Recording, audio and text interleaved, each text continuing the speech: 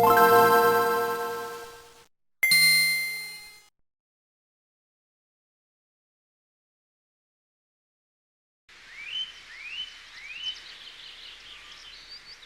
classic series of Thomas and Friends come with a warm sense of familiarity. No matter which of the first 5 series you watch, you know what you're getting. Awesome model work, beautiful scenery, absolute earworm music, and Percy cocking up in some way. Despite the overall similarities, each of the classic series of Thomas and Friends feels different in its own way.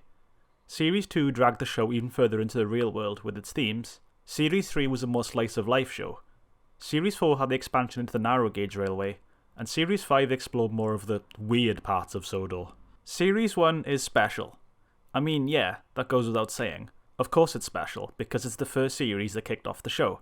As is the case with any franchise, the first iteration will always have some reverence and special treatment, regardless of its qualities.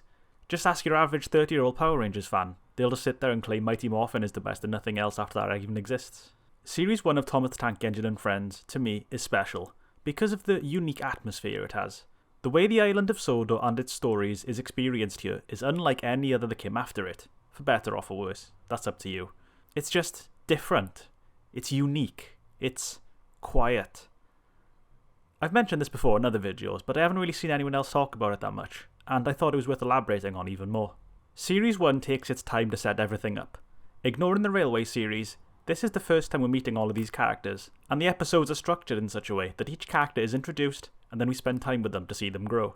Episodes are usually arranged together into arcs that run for 2 or 3 episodes in a row, and this lets us get used to the characters before jumping into another one. So, you'll have about 3 Thomas episodes, then 2 or 3 Edward ones, and then a few for James, and then a few for Henry, and so on. This contrasts with the later series, which don't really have as many multi-episode character arcs, and the stories are more scattered, because we've already met the characters by that point. The environments aren't as varied in detail as they would be in later series, which makes it feel a lot more compact and small. It's simpler. It's a more rural, idyllic setting, with rolling fields and trees, flowers and hills. There are of course elements of human development on Sodor, but they're quaint and not at all overly intrusive on the land. There's rails, bridges, roads, but we don't really see many full-fledged towns that have the engines actually travelling through them. It's just in the background sometimes. Mostly what we see is just stations, to be honest. Later series would delve deeper into the industrial side of Sodor, with bigger quarries and bigger docks and yards. But Series 1 showcases more of the picturesque areas of the railway. In the first half of the series anyway, later on we do see more yards and a harbour and a mine. Most of the shots are downright gorgeous to look at. Each part of the environment is crafted and arranged in a way that it seems like a painting straight out of a book. Because the camera doesn't really move around all that much apart from the odd zoom and occasional pan in this series, this means that every single shot needs to look as good as it possibly can and get all the mileage out of it. Just look at this shot here. And this one. I bet you could print one of these out and hang it up somewhere and it wouldn't look out of place. The locomotive cast of Series 1 is all steam engines. Not a single diesel is here. And this helps Sodor feel as if it's frozen in time. A picturesque snapshot of life on a railway in the earlier years of the 20th century. A blissful image of steam engines doing their thing, unbothered by whatever could be happening outside the island. Unless you're Toby, of course, in which case, yeah, screw roads. Perhaps the biggest, most unique aspect of Series 1 is its sound design.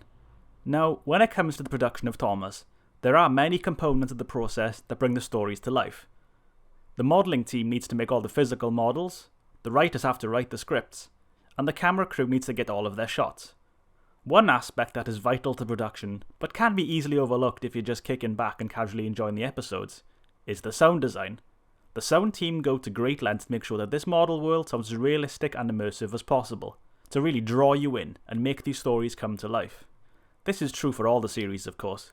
You'll be hearing the sounds of engines puffing along, the rolling stock clanking, and the screeching of brakes. Not only that, but there's the muttering of human crowds and birds chirping, things like that. If it wasn't for the efforts of the sound team, then the engines going around would just sound like this.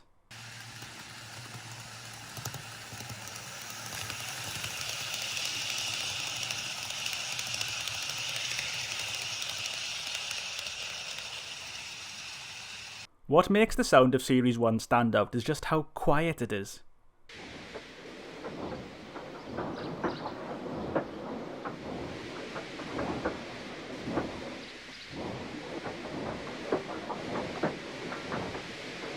Compared to the others, Series 1 has a lot more moments with no narration or music at all.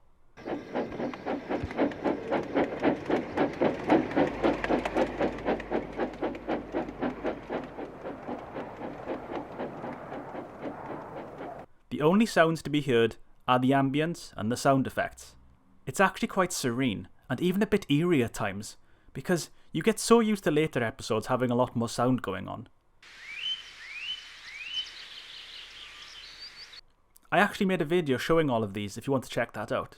It's just a compilation of all the time Series 1 had this. This goes a long way in making Sodor feel more immersive and realistic here. It's less fantastical and more mundane and grounded.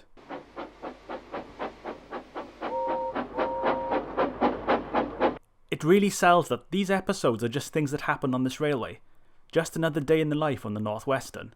If you were here on this island, you would be hearing just these and no voiceover or music magically playing somewhere.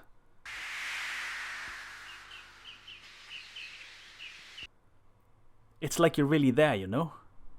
Also, as far as I can tell, this is the only series that uses sounds for things coupling up too, I think.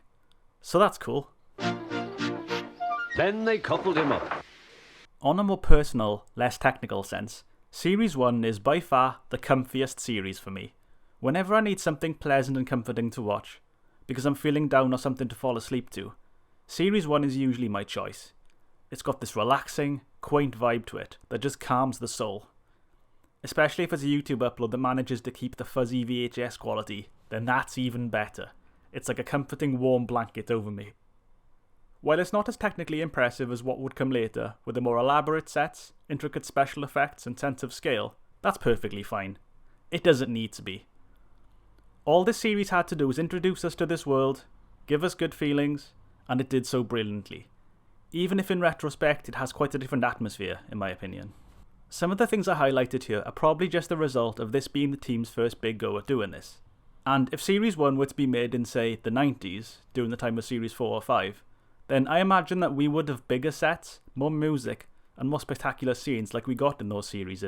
We'd probably actually see James coming off the rails or Henry's flying kipper crash being way more harsh. But that didn't happen. Series 1 came out in 1984, and that is what we have. And you know what? I'm really happy we did, because Series 1 is lovely.